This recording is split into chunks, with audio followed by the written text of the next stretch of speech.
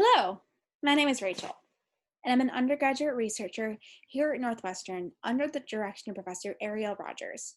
And I received the Summer Undergraduate Research Grant in the summer of 2019 to perform my project analyzing female-led superhero films and the internet discourse that follows. So, with my grant, I read through 250 IMDb user reviews for both Wonder Woman and Captain Marvel, ranked by what the site deems as the helpfulness rating. This is essentially a system of upvoting, where users have the possibility to sort of corroborate the thoughts of other reviewers and deem the reviews, quote, helpful. This helpfulness can perhaps be, I found this review helpful in formulating my own opinions about the text, or perhaps they think that this specific review would be helpful to other potential spectators in formulating their thoughts about the text and or whether or not they should even see the films to begin with. My research was aimed specifically at trying to decode what users thought after they left the theater. What did they like about the films? What didn't they? And in general, what sort of discourse is being spread about them on the internet? But before we get into the specifics of what I found or why any of it matters, we need a quick historical background about the film industry. Historically, the film industry is male-dominated, to put it lightly, both in content creators and stars. By content creators, I mean directors, writers, producers, anyone who helps make the content we see happen.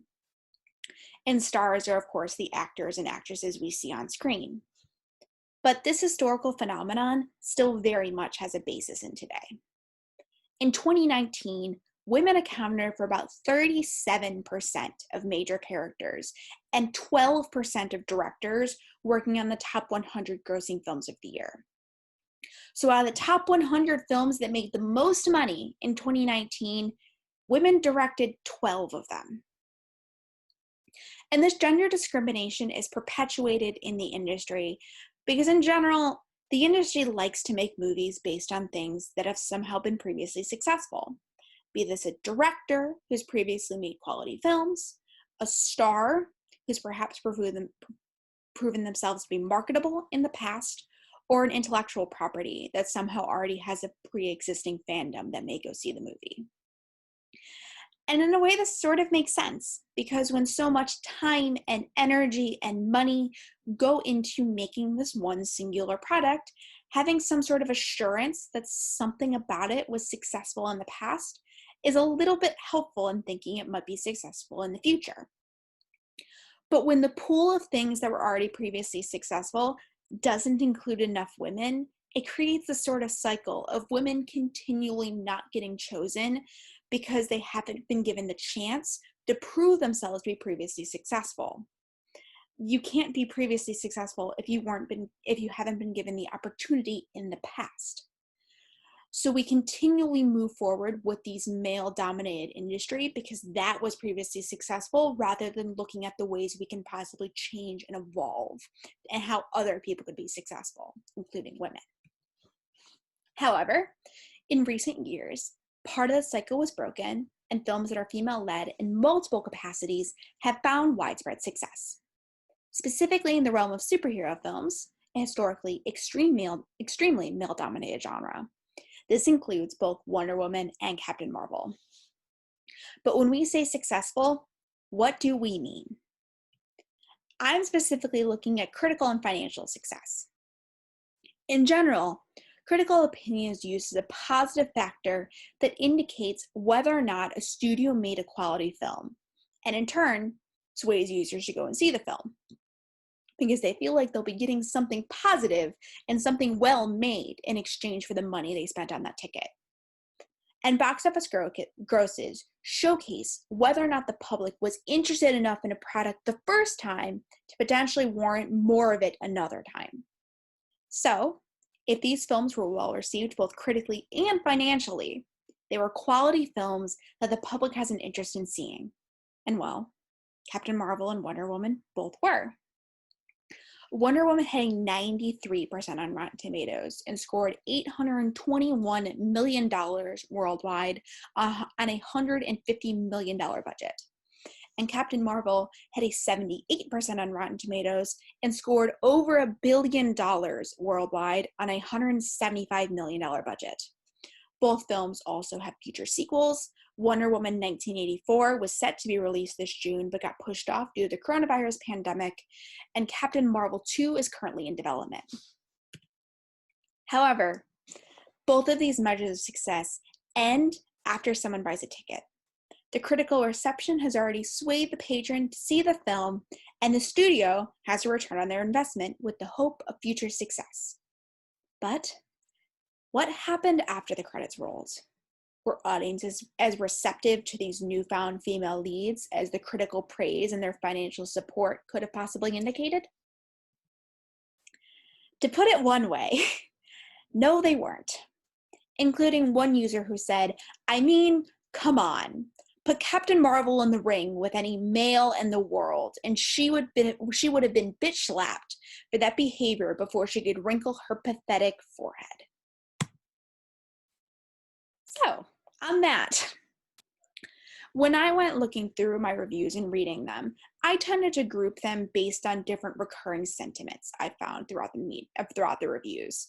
This included references to other pieces of media, like Justice League, The Avengers, or Batman vs. Superman.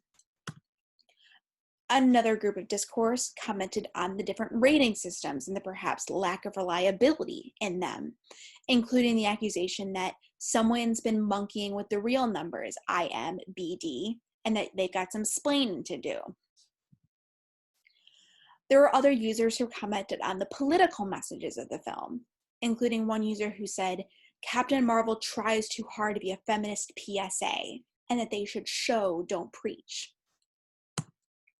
Some other commenters made actress-directed comments, and the idea that it wouldn't have hurt if Wonder Woman would have hit the gym before filming commenced. And then I also made one category for just other general standout comments that didn't totally fit in somewhere else, but I definitely felt the need to include, like the idea that women are bad directors, especially for action films. So in general, I found the reviews that I read that they often featured moments of intense scrutiny toward the films and even blatant sexism. In general, Wonder Woman is better received by these fans than Captain Marvel was, though neither performed as well as their critical scores would have indicated. So as these reviewers leave their comments, they have the possibility to rate the film between a 1-star and a 10-star. And here I have the graphed out results for how people rated Wonder Woman.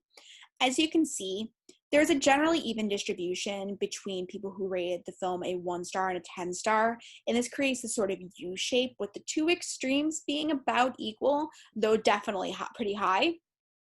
But as you can see with Wonder Woman, the reviews generally tended to skew toward people rating the film higher versus on the low end.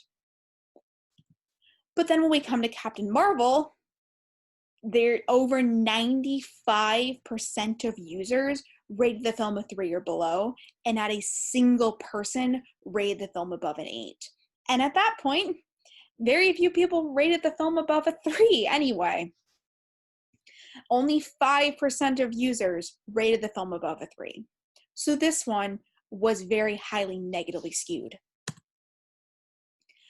And in conclusion, I see the reviews that I read to speak to a sort of disconnect between audiences and industry, and the idea that previous success does not necessarily guarantee the same benefits for future projects. These sexist reviewers were once part of the paying audience for these films, but if their reviews are any indication, they may not be in the future. That being said, I won't make the argument that filmmakers should take into account the critiques of sexist audience members when making future projects. They should strive to make projects that represent diverse interpretations of feminism from the eyes of females who are meant to benefit the most from watching them. But perhaps the most important takeaway from all of this is the idea that the success of female-led films does not mean the elimination of sexism from the film industry. These successes perhaps mean that some of the barriers against female-led projects are loosening, but women are far from getting their due.